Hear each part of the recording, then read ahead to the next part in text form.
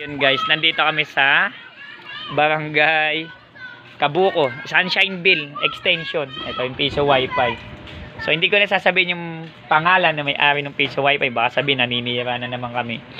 So yung Piso Wi-Fi ay pinabayaan na ng seller. So may ginalaw daw, may mga pinalitan na antenna, may routers.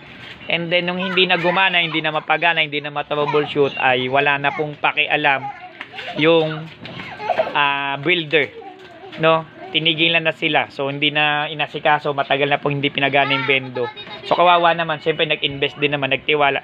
Take note guys, yung builder nito taga dito lang din sa Kabuko, sa Sunshine, no? Pero wala na siyang support, no? So yun, so yun nakakawa. Pero syempre kanya-kanya lang naman po, ayoko siraan siya. Pero syempre sa akin po yung lumapit, ayan, nagawa naman po, gumagana na po siya, working na working. May mga kinuha daw na item and then may pinalit na lalong hindi daw gumana.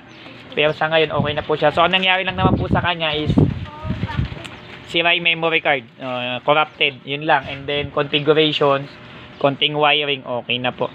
So Ma'am Shawi, maraming salamat po. Shawi Bakang po, maraming salamat. Okay na po yung Piso Wi-Fi, working na, okay na po pati antenna. So magagamit na po ito. So yun, wala naman po may warranty kasi same is yung pa rin po yung piyesang ginamit. So maraming salamat po sa mga taga Sunshineville Extension. Dito pa mag Wi-Fi sa Block 13 Lot 06. Sulit na sulit. Sana sabayan pa nila ng GCash. Dito kayo mag ML, sulit na sulit, swabe. Okay po. Hindi ko na iano sa inyo kumbaga dahil privacy ng may-ari. Ma'am Shawi, maraming salamat po. PC mo gawa mo, don't forget to subscribe.